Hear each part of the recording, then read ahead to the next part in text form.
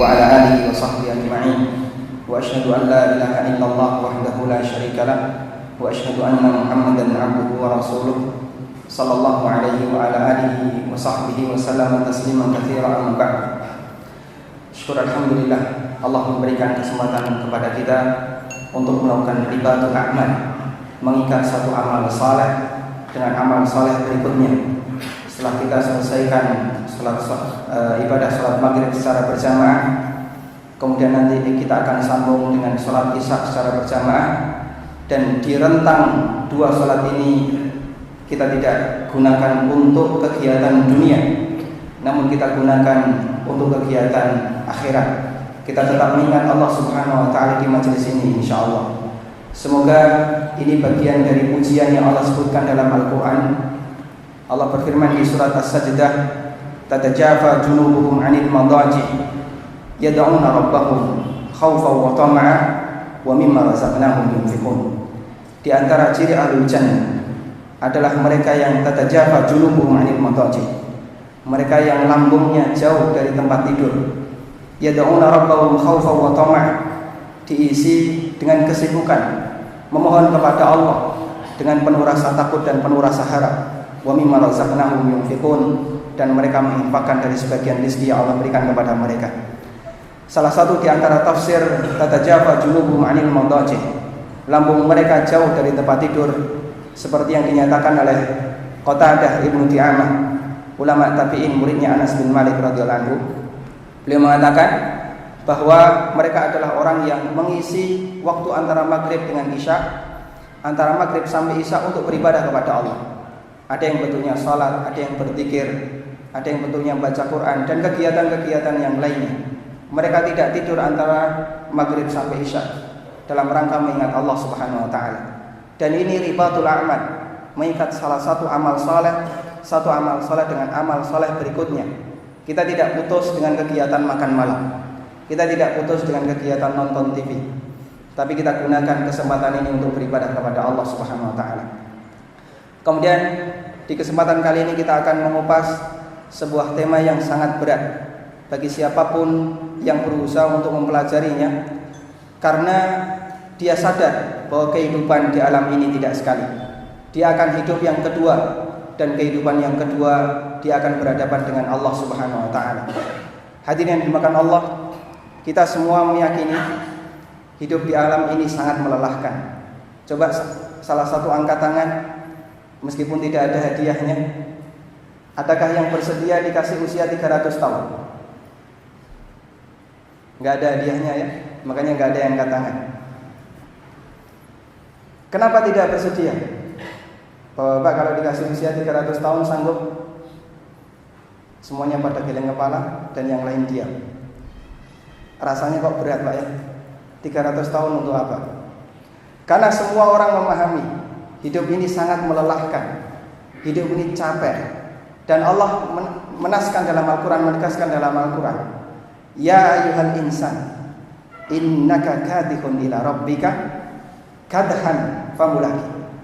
Wahai manusia, sungguh kalian itu betul-betul kadhan, capek menuju Allah, ila rabbik, artinya menuju kematian. Famulaki, sampai kalian ketemu Allah Subhanahu wa taala. Siapapun manusia, apapun profesinya, apapun jenis kelaminnya, pasti dia akan tidak pernah lepas dari yang namanya musibah. Baik musibah yang menimpa fisiknya maupun musibah yang menimpa batinnya. Sehingga orang hidup di muka bumi ini mengalami capek lahir batin.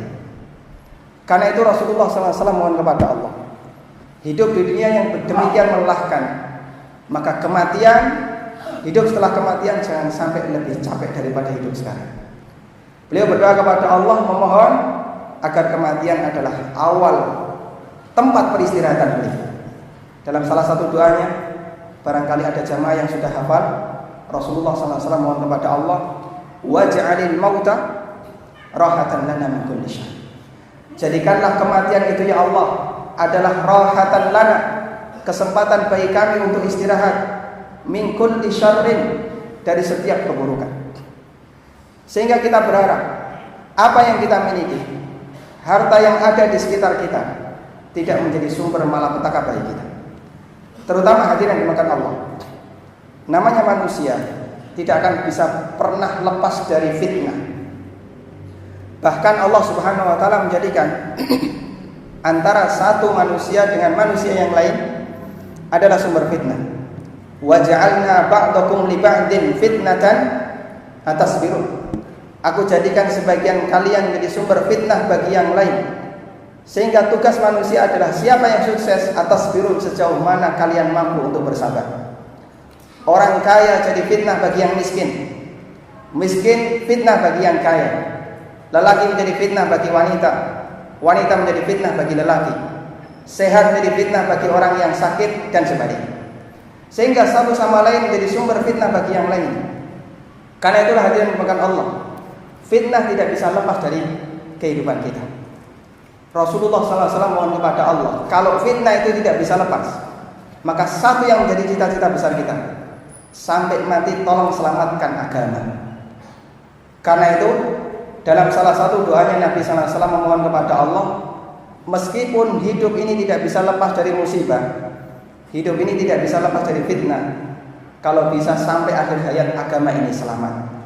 Nabi SAW dalam salah satu doanya beliau mohon, wala taj'al musibatana fi dinina wala taj'al dunya akbar hammina wa mablagha ilmina. Dan jangan kau jadikan musibah yang menimpa diriku ya Allah adalah musibah yang melukai agama kami, dan jangan sampai engkau jadikan dunia ini akbar hammina, cita-cita terbesar kami, wa mablagha ilmina, dan puncak pengetahuan kami. Sementara hadirin dimakan Allah, bagi umat Muhammad sallallahu alaihi wasallam, dunia adalah sumber fitnah bagi mereka. Sebagaimana dinyatakan dalam hadis yang sahih, Rasulullah SAW mengatakan, inna likulli ummatin fitnah wa fitnatu ummati hiyal mal. Sesungguhnya setiap umat itu punya fitnah, dan fitnah umatku terletak pada harta. Maka berbahagialah ketika ada manusia yang sampai akhir hayatnya dia bisa selamat dari ujian yang demikian berat. Di kesempatan kali ini kita akan mengupas bagaimana caranya agar orang itu bisa lebih mudah taubat menghindarkan dari harta haram, dan bagaimana cara taubat yang benar ketika orang membawa harta haram. Hadirin dimakan Allah Subhanahu wa taala, ada beberapa hal yang perlu kita tanamkan.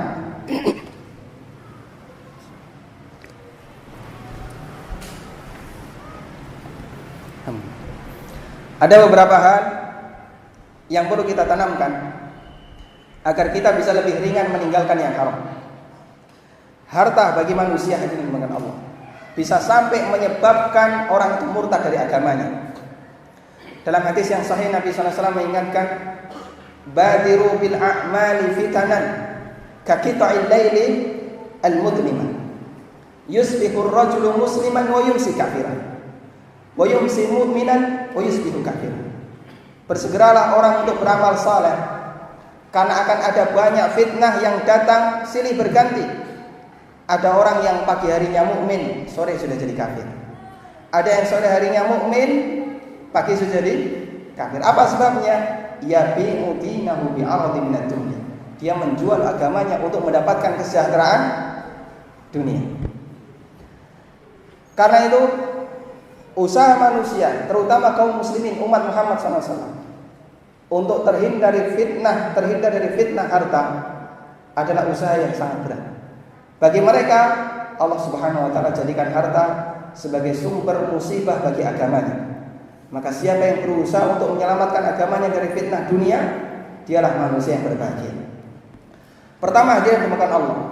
Yang perlu kita tanamkan agar kita bisa lebih mudah untuk terhindar dari fitnah dunia adalah tanamkan akidah yang benar. Tanamkan tauhid yang benar. Manusia ketika dia memiliki akidah yang kuat, tauhid yang kuat, maka akan sangat mudah bagi mereka untuk menerima semua hukum Allah Subhanahu wa taala. Itulah yang menjadi alasan kenapa Rasulullah SAW ketika berdakwah, beliau awali dengan menanamkan akidah yang kuat di tengah para sahabat. Seperti yang pernah diceritakan oleh Aisyah radhiyallahu anha, beliau radhiyallahu anha pernah mengatakan, walau nazala awwalu syai'in la tashrabul khamra. Andaikan perintah pertama yang turun adalah larangan untuk minum khamr, laqalu la nata'ul khamra abada. Maka nanti masyarakat akan berkomentar, jika demikian kita akan tidak tinggalkan khamr selamanya. Walau nazala awwalu syai'in la tasmu. Andaikan yang turun pertama adalah larangan untuk berzina, laqalu, maka semua masyarakat akan berkomentar, la nata'ul zina abada. Kami tidak akan tinggalkan zina selamanya. Namun Allah Subhanahu wa taala ketika membimbing nabinya, Allah turunkan yang pertama kepada nabinya tentang masalah apa? Tauhid, tentang menebalkan bagaimana iman yang kuat terhadap hari akhir. Padahal mereka berangkat dari tradisi jahiliyah yang mereka ini punya keyakinan bahwasanya kiamat tidak terjadi. Sampai mereka bersumpah, wa aqsamu billahi jahda aimanihim la yab'atsullahu may yamut. Mereka bersumpah dengan nama Allah, jahda aimanihim, dengan sumpah yang sesungguhnya Allah Subhanahu wa taala tidak akan membangkitkan orang yang telah mati. Dan itu keyakinan jahiliyah.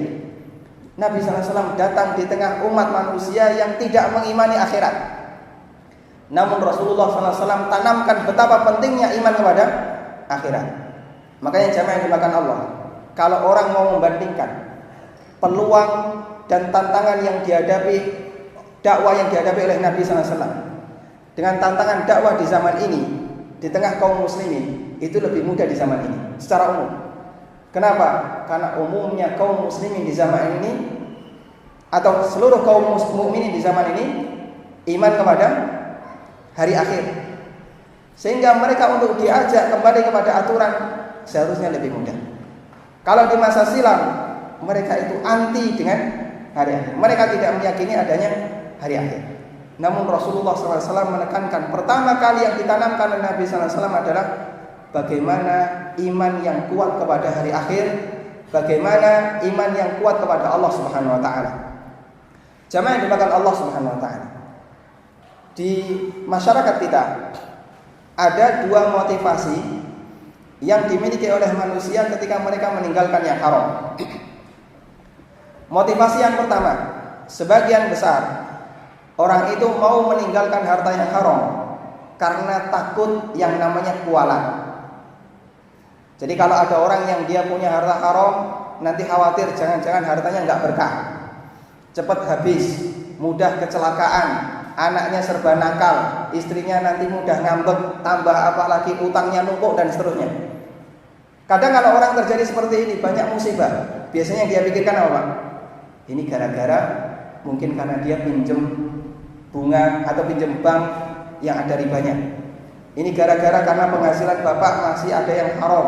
Ini gara-gara karena bapak masih doyan dengan korupsi dan seterusnya. Jadi orang berpikir ketika dia mengalami musibah, dia mengalami kesulitan hidup, yang disalahkan apa? Dalam uang keluarganya, dalam penghasilan keluarganya, di sana ada penghasilan yang haram. Akhirnya banyak orang yang meninggalkan harta haram, motivasinya adalah karena takut kualat, takut hidupnya tidak sejahtera. Kenapa kau nggak nikah, nggak dapat jodoh? Oh, mungkin karena pekerjaanmu haram. Kenapa kau doa selama ini nggak dikabulkan? Barangkali karena pekerjaanmu haram, dan seterusnya.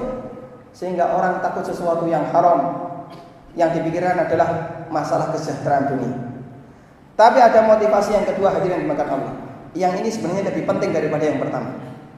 Ketika orang ingin meninggalkan yang haram, awali berangkat dari motivasi karena memikirkan bahwasanya besok ada kehidupan yang kedua. Dan dia sadar bahwa apa yang sedang dia alami, apa yang sedang dia rasakan, dan apa yang dia terima, tidak ada yang gratis. Semuanya akan dipertanggungjawabkan di hadapan Allah Subhanahu wa ta'ala.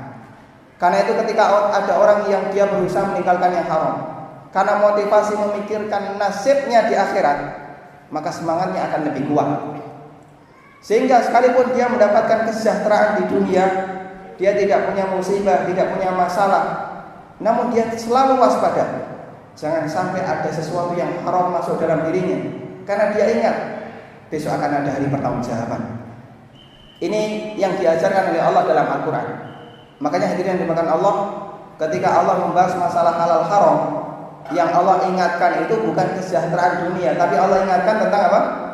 Akhirat. Kita ambil contoh misalnya firman Allah Subhanahu wa taala di surat Al-Mutaffifin. Allah berfirman, wailun lil mutaffifin alladzina idza iktalu 'alan nasi yastawfun wa idza kaluhum aw wazanuhum yukhsirun.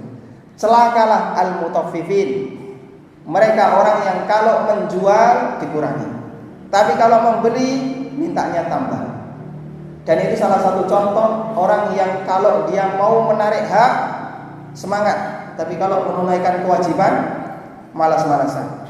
Karyawan kalau masuk kerja suka terlambat, tapi kalau gaji terlambat dia nggak mau.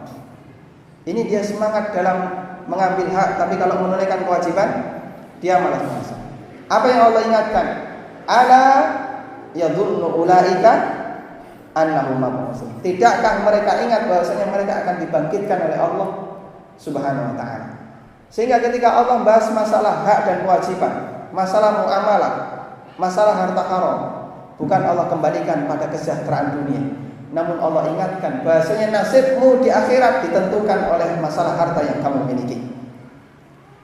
Contoh yang lain, Allah Subhanahu wa taala bercerita tentang masalah orang yang suka menghitung-hitung hartanya. Wailun likulli humazatin lumazah alladzi jama'a malan wa addada yahsabu anna malahu akhlada kalla la yumbadanna fil hutama. Jadi masalah harta hadirin dimakan Allah, ancaman yang Allah berikan itu akhirat. Sehingga orang diajak berpikir, Anda kalau kemudian sembarangan dalam menggunakan harta, dalam mengambil harta, ingat nasib berikutnya adalah akhirat. Perhatikan bahasanya semuanya akan dipertanggungjawabkan di sisi Allah Subhanahu wa taala. Karena itu Rasulullah SAW mengingatkan dalam hadis riwayat Tirmidzi, la tazulu qadama 'abdin hatta yus'ala an arba'. Kaki hamba tidak akan bergeser di hari kiamat sampai dia ditanya tentang 4 hal. Salah satunya kata Nabi SAW adalah wa malihi min aina iktasaba wa bima anfaqa. Dia akan ditanya tentang hartanya, dari mana dia dapatkan dan untuk apa dia belanjakan. Makanya tugas Bapak Ibu yang punya harta, jangan hanya dipikirkan bagaimana cara mendapatkannya, tapi juga kita perlu memikirkan bagaimana cara menyalurkannya. Anda tidak boleh hanya cukup yang penting uang saya sudah saya pastikan halal. Pikirkan yang kedua, cara menyalurkannya juga harus benar. Karena dua-duanya akan dipertanggungjawabkan di hadapan Allah Subhanahu wa taala. Ketika orang berusaha untuk mendalami tauhid dengan benar, akidah dengan benar tentang masalah kiamat, tentang hari akhir, maka akan lebih mudah baginya untuk meninggalkan yang haram. Kita kasih contoh praktek para sahabat dalam meninggalkan yang haram. Di masa silam, khamr itu diharamkan oleh Allah Subhanahu wa taala belakangan, kurang lebih di tahun 7 Hijriah. Sehingga sebelum itu khamr bagi penduduk Madinah adalah komoditas perdagangan. Orang ketika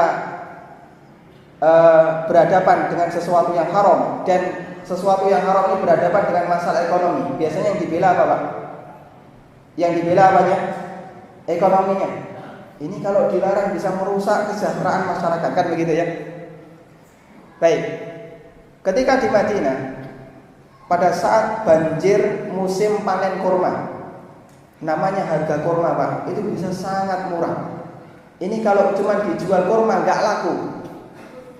Maka oleh masyarakat Madinah, kurma semacam ini ditimbun. Setelah ditimbun, nanti mengalami fermentasi, dibuat nabit, rendaman kurma. Nanti kalau sudah jadi fermentasi, jadi khamr. Kalau sudah jadi khamr gimana? Semakin tua khamr, bagaimana rasanya? Semakin tua khamr, bagaimana rasanya? Tidak ada yang punya pengalaman. Alhamdulillah. Yang jelas makin mahal. Semakin tua makin mahal, sehingga untuk bisa diekspor ke daerah lain nilainya semakin banyak.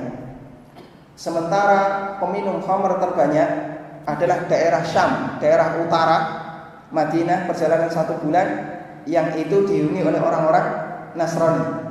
Dan yang kedua daerah Yaman yang juga dihuni oleh orang-orang Nasrani. Maka khamr di masa itu adalah komoditas ekspor Madinah. Banyak masyarakat Madinah yang berpenghasilan besar karena ekspor khamr. Dia datang ke sana bawa khamr, balik bawa kain, bawa berbagai macam barang yang dibutuhkan oleh masyarakat Madinah. Ketika beberapa saat sebelum khamr diharamkan, ada seorang sahabat namanya Abu Talha. Abu Talha dengan Anas bin Malik ini apanya? Apanya? Abu Talha dengan Anas bin Malik apanya hubungannya? Bapak tiri. Abu Talha adalah ayah tirinya Anas bin Malik. Abu Talha radhiyallahu anhu pernah dipeseni oleh wali anak yatim untuk memegang harta anak yatim. Mungkin masih kerabatnya, tapi tolong harta anak ini dijaga warisan dari bapaknya. Nah, Abu Talha kemudian berpikir, daripada uang ini nganggur, dia diam saja nggak bertambah, maka lebih baik diinvestasikan. Sehingga oleh Abu Talha dia berpikir bagaimana cara investasi yang cepat tapi menghasilkan keuntungan yang besar. Ketika itu kemudian Abu Talha kulaan khamr.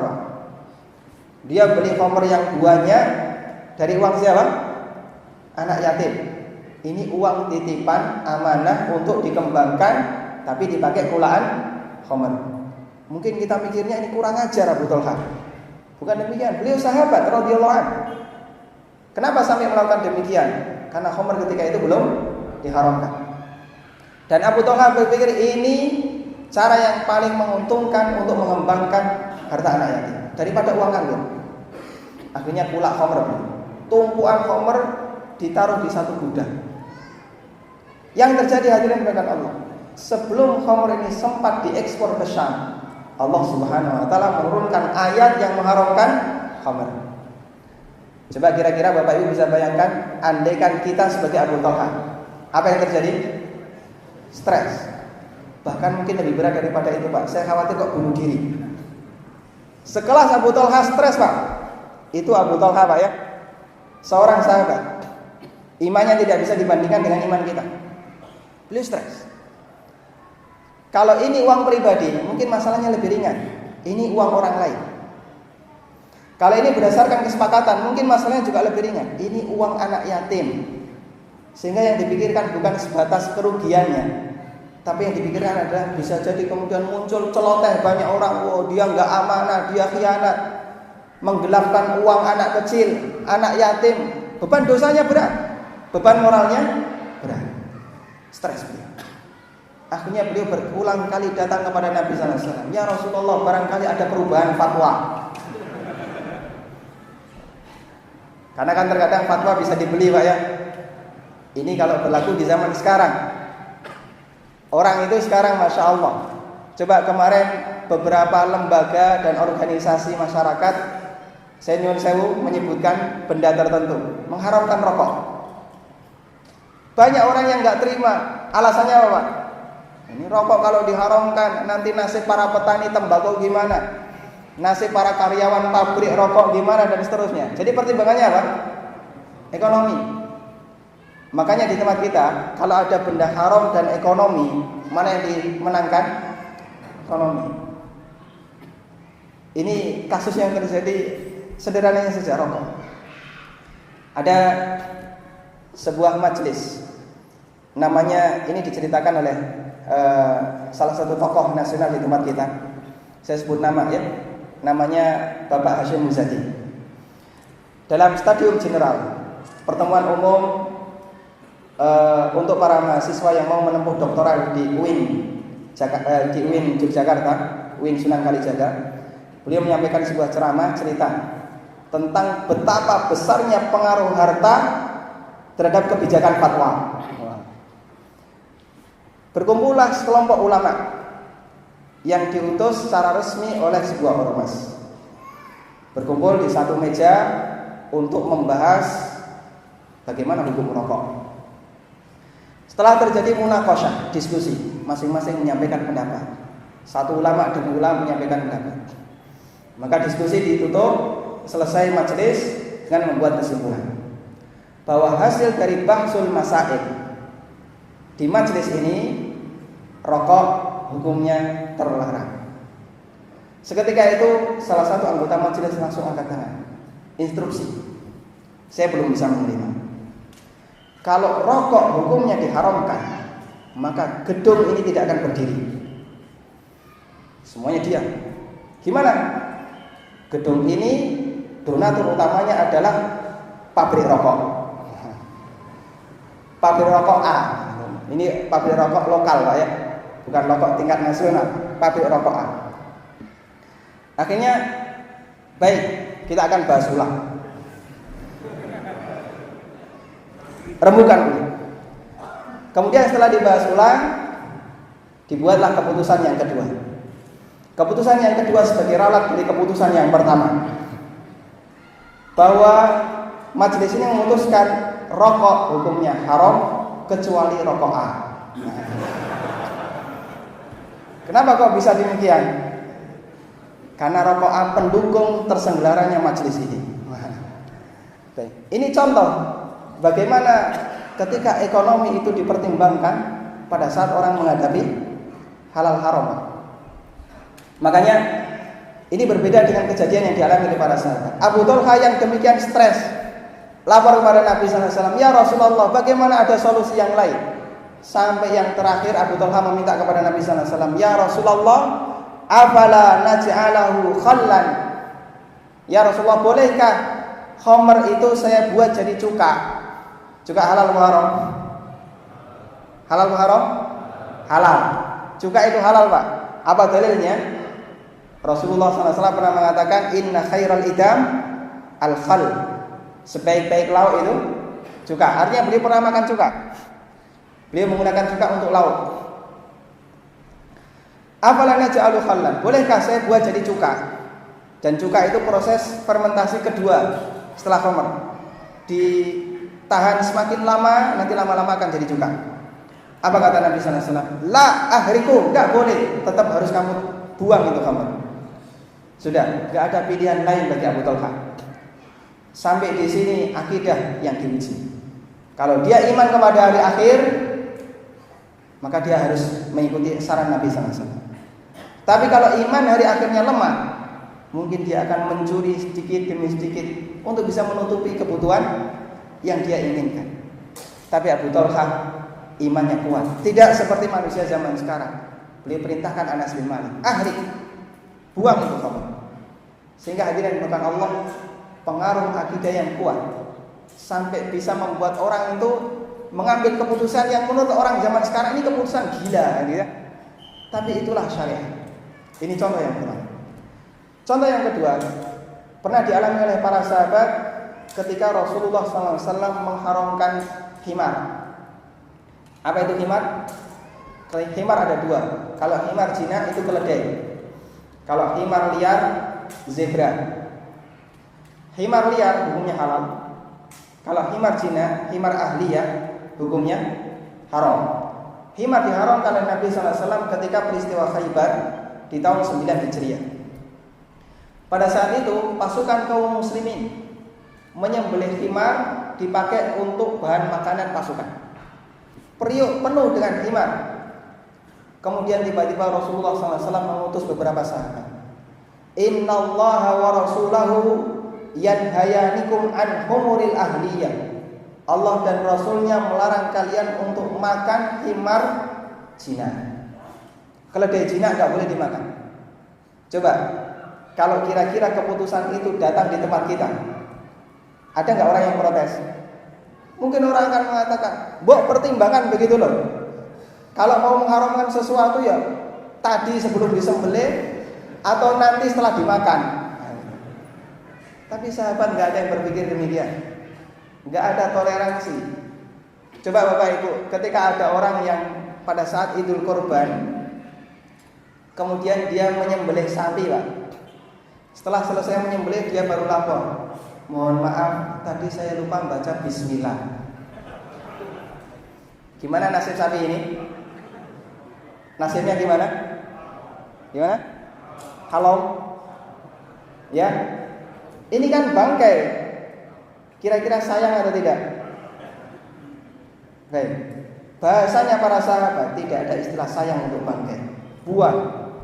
Sehingga satu periuk, banyak periuk penuh dengan daging himar. Tidak ada satu pun yang dipertahankan. Tuang semuanya. Semuanya dibuang. Gak ada istilah sayang untuk masalah yang haram. Kenapa? Pengaruh kuatnya akidah yang mereka miliki. Karena itu jamaah dimakan Allah.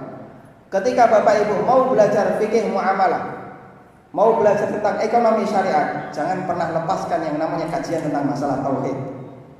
Percuma kalau kemudian orang, saya ingin belajar ekonomi syariah, fikih muamalah, tapi tauhidnya blank, akidahnya lemah. Yang terjadi bagaimana? Yang dia lakukan bukan menyesuaikan diri dengan syariah, tapi yang dia lakukan adalah kamuflase, menipu syariah. Dia buat sebuah transaksi yang dia anggap itu sudah sesuai syariah, padahal hakikatnya sama dengan transaksi yang dipraktikkan oleh perbankan konvensional. Apa artinya? Meskipun itu dia namai murabahah syariah, atau dia kasih nama mudharabah mustarakah, makin membingungkan orang yang mendengarkannya. Sampai banyak laporan, saya itu kalau dijelaskan oleh salah satu karyawan bank syariah, ini ada sebuah transaksi skemanya demikian, makin pusing. Tapi kalau dijelaskan sama karyawan bank konvensional kok dong, kok paham. Karena orang bulat dalam masalah istilah, Pak. Dan itu aslinya adalah inilah permainan kamuflase transaksi. Gak ada bedanya aslinya. Makanya hadirin dimakan Allah, ini kembali karena mereka berangkat bukan dari akidah yang kuat. Seharusnya kalau orang ingin kembali ke syariah, dia harus konsekuen, komitmen dengan aturan syariah. Dia tidak akan sampai berani mempermainkan masalah aturan, tapi dia akan berusaha untuk menyesuaikan diri dengan sebenarnya kepada aturan. Tapi yang terjadi tidak demikian. Isya jam berapa? Kita break dulu untuk salat isya. Masih lama, 10 menit lagi. Baik. Kemudian hal yang kedua yang perlu kita tanamkan agar kita bisa lebih mudah dalam meninggalkan yang haram. Jangan dimakan Allah. Umumnya manusia itu ketika dia tidak punya masalah, maka nampaknya masalah rezeki biasa saja. Tapi ketika dia dihadapkan dengan masalah, barulah dia akan berpikir, dia akan diuji bagaimana cara meninggalkannya. Tadi ada yang menyampaikan di Kaltim pengaruh krisis cukup lumayan, karena ada banyak karyawan yang di PHK. Islam mengajarkan begini, kalau orang memahami konsep rizki yang diajarkan oleh Nabi SAW dengan benar, maka dia akan lebih ringan dalam menghadapi krisis. Coba saya tanya dengan satu pertanyaan. Kira-kira krisis itu mempengaruhi rizki Bapak Ibu atau tidak? Apakah krisis mengurangi jatah rizki Bapak-Bapak semuanya? Mempengaruhi atau tidak? Mengurangi tidak? Kenapa orang mesti takut krisis, Pak? Kalau terjadi krisis yang terjadi biasanya apa, Pak? Kalau nggak demo di pusat, stres di rumah. Sehingga orang begitu ketakutan dengan yang namanya krisis. Padahal jamaah yang dimakan Allah, krisis pernah terjadi di zaman Nabi SAW. Di zaman Rasulullah SAW pernah terjadi krisis, sampai para sahabat itu minta kepada Rasulullah SAW agar Nabi SAW menetapkan keputusan turunkan harga. Dalam hadis yang diriwayatkan oleh Abu Dawud, Imam Ahmad dan yang lainnya, beberapa sahabat datang kepada Nabi SAW, ya Rasulullah, laqad ghana si'ru. Ya Rasulullah, harga barang banyak yang naik. Fasa'ir lana, tolong turunkan harga untuk kami, biar kami yang tidak punya banyak uang ini tetap mampu menjangkau untuk beli. Coba kira-kira apa yang diputuskan oleh Nabi SAW sebagai kepala negara? Rasulullah SAW tidak kemudian membuat keputusan, kalau begitu turunkan harga dalam rangka membela kondisi fakir miskin, tidak. Namun Nabi SAW menanamkan akidah yang benar tentang masalah konsep rizki dalam Islam, konsep rizki yang diajarkan oleh Allah. Nabi SAW mengatakan, innallaha huwal qabid al-basid al-musa'ir. Sesungguhnya Allah Subhanahu wa taala dialah zat yang menyempitkan, melapangkan rizki hambanya, dan dialah al-musa'ir, zat yang menetapkan harga. Dan Nabi SAW tidak mau seperti ini karena nanti merugikan pedagang. Orang kulaknya misalnya 50.000, harganya diturunkan jadi 40.000, dia rugi 10.000, kasihan. Dan Nabi SAW tidak ingin beliau akan berhadapan dengan para pedagang karena dituntut oleh mereka disebabkan karena Nabi SAW menurunkan harga. Sementara hadirin dimakan Allah, rizki kita oleh Nabi SAW dikatakan telah ditetapkan oleh Allah Subhanahu wa ta'ala. Dalam hadis riwayat Ibnu Majah, Rasulullah SAW pernah mengatakan, Inna ruhal qudusi qad nafatha fi raw'i, innahu lan tabuna tafsun hatta tastawfiya rizqaha. Sesungguhnya Roh Kudus, malaikat Jibril, membisikkan dalam batinku bahwa yang namanya manusia tidak akan mati sampai dia menghabiskan jatah rezekinya. Siapapun yang hidup pasti punya jatah rezeki.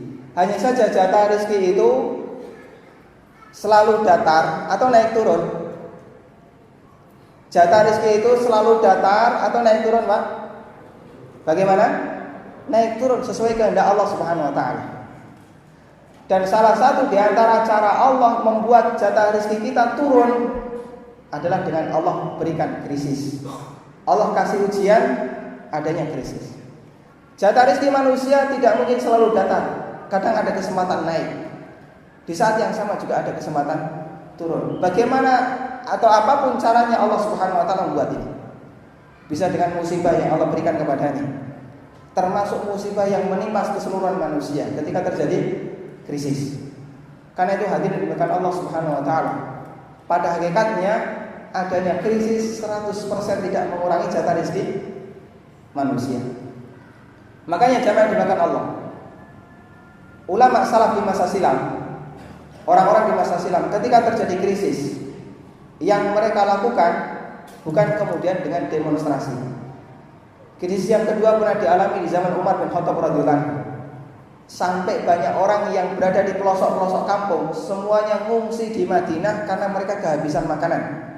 Dan harga makanan ketika itu sangat mahal. Namun oleh Umar bin Khattab radhiyallahu anhu ketika terjadi krisis semacam ini, beliau menyarankan agar masyarakat melakukan apa? Mereka dimotivasi oleh Umar bin Khattab, rakhrisu. Kalau terjadi seperti itu, maka buat harga itu murah. Bagaimana caranya? Turunkan konsumtif masyarakat, turunkan tingkat konsumsi masyarakat. Jadi buat masyarakat lebih hemat. Itu yang disarankan oleh Umar bin Khattab. Krisis pada saat nanti akan berlalu sesuai dengan apa yang Allah kehendaki. Karena yang namanya rizki itu naik turun. Pada saat orang mengalami krisis, diturunkan oleh Allah.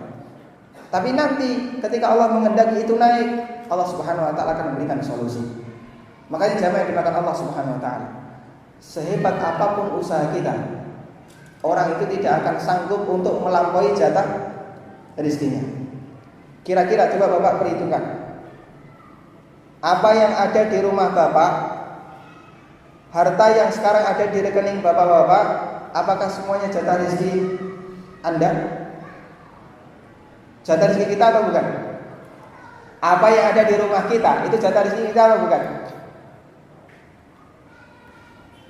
Jatah rezeki kita atau bukan? Bukan. Berarti jatah rezeki tetangganya. Atau jatah rezeki siapa? Ya, belum tentu jatah rezeki kita. Ada orang yang dia mengumpulkan banyak harta, kerja siang malam lembur dan seterusnya, punya banyak duit, selesai bekerja dia mati. Berarti yang dia dapatkan jatah rezekinya siapa? Bisa kena ahli waris, atau kena pengacara, atau kelempar keluar dan seterusnya. Karena itu hadirin dimakan Allah, apa yang kita dapatkan dari hasil usaha kita belum tentu jatah rezeki kita. Maka orang itu aneh ketika dia berusaha untuk mengambil jatah rezekinya, atau dia berusaha untuk bekerja namun dengan cara yang dilarang oleh syariat. Padahal apa yang dia dapatkan belum tentu jatah rezekinya. Dia belum tentu bisa menikmati. Sementara dosanya pasti dia yang nanggung. Makanya jamaah yang dimakan Allah, Nabi SAW dalam lanjutan hadis ini beliau mengatakan, fala tastabti'u anha. Karena itu janganlah kalian menjadi orang yang punya penyakit istibtok. Apa itu penyakit istibtok? Ingin cepat kaya, ingin cepat sukses, sehingga belum saatnya punya, dia memaksakan diri untuk punya. Belum saatnya punya rumah, paksakan diri untuk punya. Caranya gimana, Pak? Di sana ada yang menawarkan KPR, di sini ada yang menawarkan KPR juga, kan? Akhirnya semuanya serba KPR. Kemudian ketika dia belum saatnya punya mobil, dia paksakan dirinya untuk punya mobil. Caranya gimana? Akhirnya hidupnya serba utang. Karena dia termotivasi untuk melunasi utangnya. Pada saat dia kesulitan untuk mencari pekerjaan, maka kadang dia tidak perhitungan. Sedikit yang haram nggak apa-apa, darurat untuk menutupi utang. Alasannya darurat untuk menutupi utang. Padahal aslinya belum waktunya punya. Ini karena penyakit istibtok. Dan inilah penyebab terbesar orang itu mengambil yang haram. Makanya Rasulullah SAW menyarankan, fala tastabti'u anha. Bagaimana caranya? Khudhu ma hullah wa da'u ma hurim. Ambil yang dihalalkan dan tinggalkan yang diharamkan. Ketika orang bisa berusaha memahami konsep rezeki semacam ini, maka akan insya Allah dia akan lebih ringan dalam bekerja. Dia tidak terlalu memaksakan diri ketika bekerja. Semoga yang pertama ini bisa bermanfaat. Insya Allah kita lanjutkan sampai setelah Isya sampai 8:30. Nanti kesempatan tanya jawab di 1/4 jam sebelum selesai kajian. Wassallallahu ala nabiyyina Muhammadin wa ala alihi wasallam wa akhiru da'wana alhamdulillahi rabbil alamin. Subhanakallahumma wa bihamdika asyhadu an la ilaha illa anta astaghfiruka wa atubu ilaik.